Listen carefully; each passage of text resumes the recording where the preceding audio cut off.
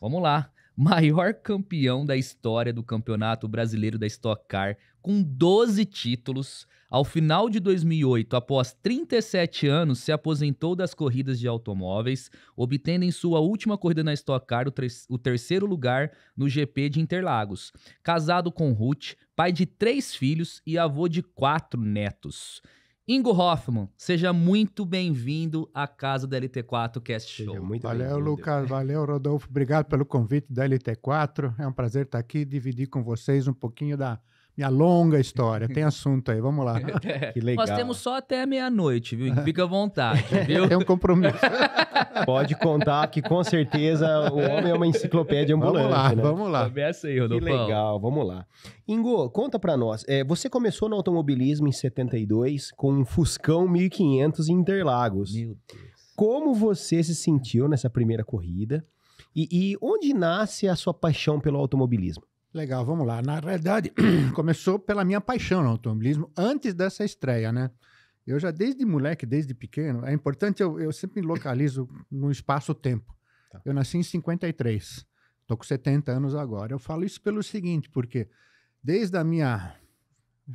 Quando eu era criança, estou falando de meados dos anos 60, vocês não eram nem nascidos, eu já era apaixonado por carro, sendo que naquela ocasião não existia internet, não existia televisão, nada que pudesse influenciar os jovens. Hoje em dia, com certeza, muita garotada, muito jovem, é influenciada pelos pais. Sem dúvida. Ou pela mídia, ou pela televisão, pelo Ayrton Senna, enfim, pelo grande nome que o Brasil já teve lá fora. Para mim foi uma coisa nata, eu já tinha essa vontade dentro de mim, nunca fui influenciado. E aí eu tentei começar a correr de kart, como a garotada começa hoje. Hoje tem garoto com 8, 9 anos já correndo... Pilotando muito. Pilotando muito, é. E para correr como menor de idade, você precisa da autorização dos pais. Meu pai não me deu autorização porque ele achava que não tinha grana para isso. De fato, eu não tinha.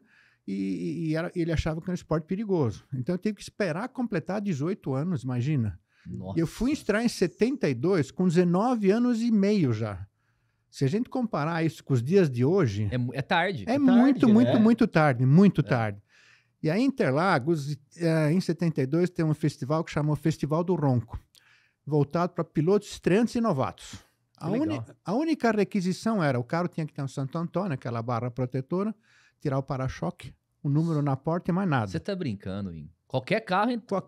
Era dividido por classe, até 1.600 e acima de 1.600, alguma coisa assim. Já colocou um Fuscão na área. Eu tinha um Fuscão 1500, Eu tinha um Fuscão 1500 em 72, o Fuscão 1500, cara, era um top.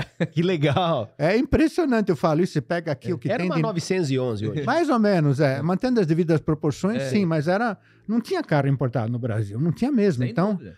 Era um carrão. Quem tivesse um Fuscão preto 1500, puta, tava montado. Tava voando. Tava montado no carro mesmo. Contando isso hoje é uma coisa surreal. Que legal. E aí eu me inscrevi nessa prova e eu não queria fazer isso escondido dos meus pais.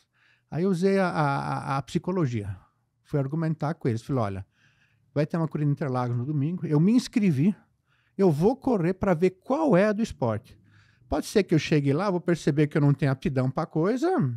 Vou desencanar. Pode ser que eu tome um puta susto, eu vou desencanar também. Então, pode ser que eu ame. Pode ser que eu ame, mas eu preciso ver qual é, entendeu?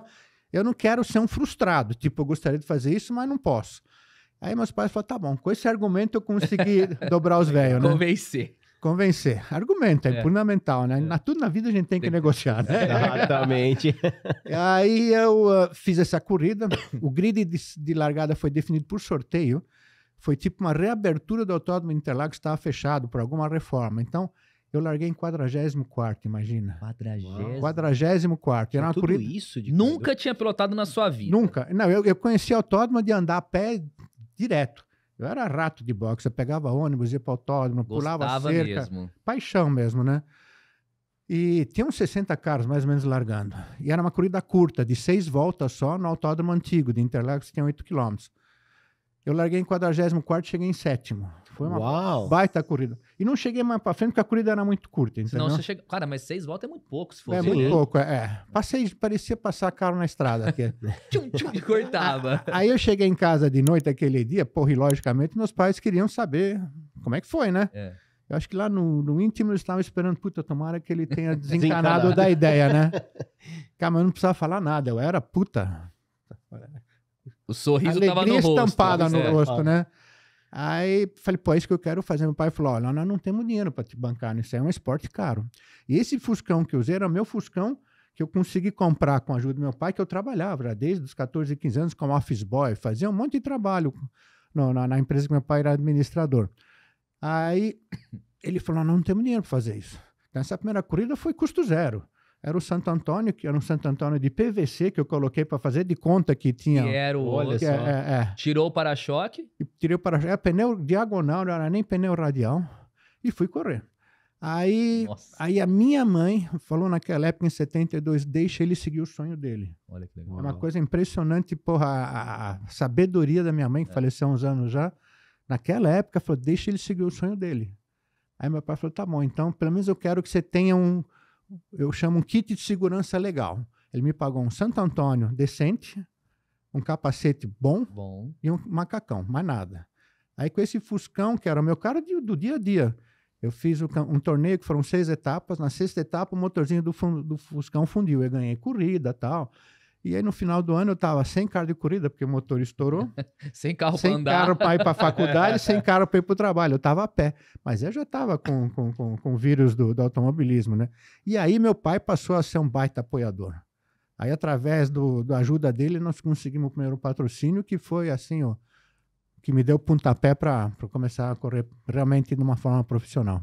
Que legal. Foi num Nossa, que Fuscão, incrível, então. Pois é, cara. Eu Hã? tô pensando aqui, né? Cara, Se e pesquisar na internet, tem imagem do Fuscão. E tem outra coisa, eu corri com o número 22, que era, meu pai era nascido dia 22 de janeiro. Eu falei, vou fazer uma média com o velho vou e fazer botar... uma moral com o velho. E foi o seu número desde então? Não, meu número sempre foi 17. 17. 17, é. Tanto é que hoje na Stock Car, quando me aposentei, o número foi retirado, ninguém mais corre com o número 17. Olha, Que legal! Que legal. Incrível. Você é o maior campeão da Stock Car até hoje. Sim, 12 títulos ganhou, 12 campeonatos. 12 campeonatos. Uau.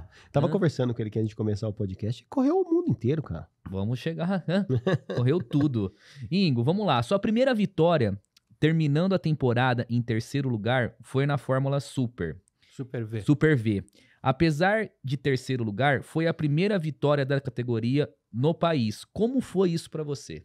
Cara, isso foi em 74. Então vamos lá, eu corri em 72 com o Fuscão. Aí em 73 já consegui o patrocínio de uma empresa onde meu pai trabalhava. Na sequência já. Na sequência, é. Aí eu já comecei a, vamos dizer, correr profissionalmente. Aí fui campeão dessa categoria em 73 com Fusca preparadão. 1600, pneu slick, era um carrinho rápido. Aí para 74, foi o ano que eu estreiei nessa categoria Fórmula Super V. Era uma categoria monomarca patrocinada pela Volkswagen. Uma categoria que acabou ficando muito, muito forte no Brasil. E junto comigo na estreia dessa categoria, a abertura do campeonato foi em Goiânia, a prova essa que eu ganhei. Estreou o Nelson Piquet também. Nossa. Então, eu corria na Super V e, paralelamente, eu estava correndo também nesse campeonato de carros turismo, a divisão 3, mas aí com uma Brasília. Uma Brasília super preparada. E essa Brasília, para aquele pessoal mais da antiga, marcou época. Andava mais que a Brasília andava mais que o Fusquinha? Andava mais que o Que Fusquinha. era maior, né? Não, a Brasília foi lançada em final de 73. Meados de 73 para final de 73. E passou a ser o carro, entendeu? Opa. A Brasília, hoje a gente vê na rua dá risada, né? Mas a Brasília em 73, 74 era o carro. Olha isso. Aí eu tinha esse apoio da empresa, a empresa chamada Crediton, do grupo onde meu pai trabalhava. Nós compramos uma Brasília Zero e preparamos ela legal mesmo. Inclusive, ela tinha um câmbio de Fórmula 3, corre um campeonato europeu. Caramba. De 5 marchas, que era um câmbio que a gente podia escalonar as marchas. E já era inovação na época. Total, foi o primeiro carro a fazer isso.